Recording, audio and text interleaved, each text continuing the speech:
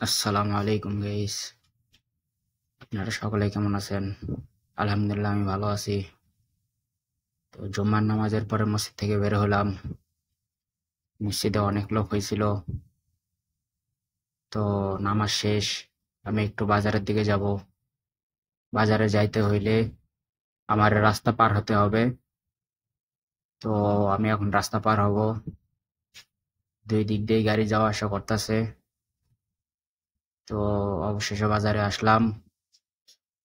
বাজারে আসার পরে আপেল দেখলাম। আপেল দেখে ভালো লাগলো। তো আপেলের যে দাম, 8 টাকা কিলো, বাংলাদেশ টাকায় প্রায় 256 টাকা। তো অবশেষে নিলাম আপেল, কিছু করার নাই, খাইতে তো হবে।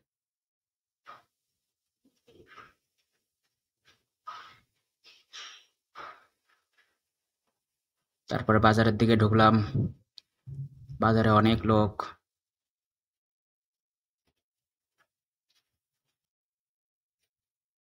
তো বাজারের দিকে আগাইতেছি, দেখতেই পারতেছেন কত দোকান।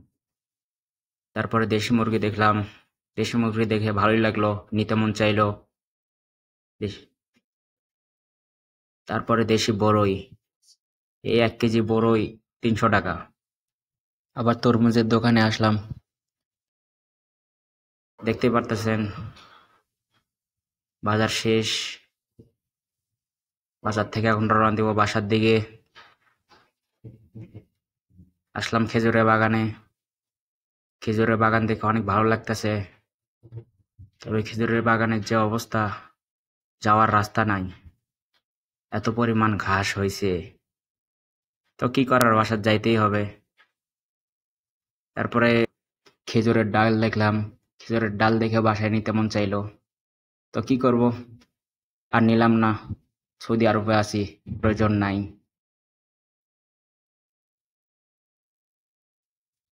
তারপর সামনের দিকে আবার রওনা দিলাম। রওনা দেওয়ার পরে সামনের দিকে একটা টায়ার দেখতে পাইলাম। টায়ারটা দেখে বাসায় নিতে চাইলাম।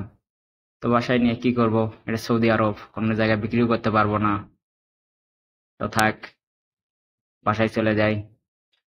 তো সামনের দিকে সৌদির একটা বাসা দেখতে পারতেছেন। এ বাসায় অবশ্যই কেউ থাকে না। শুক্রবারে 1-1.5 ঘন্টার জন্য লোকজন থাকে। এত বড় একটা বাসা, লোকজন থাকে না, কি একটা হাস্যকর বিষয়, তাই না ভাই? অবশেষে বাসায় আইসা পড়লাম। সবাই সুস্থ থাকবেন, ভালো থাকবেন। আল্লাহ হাফেজ।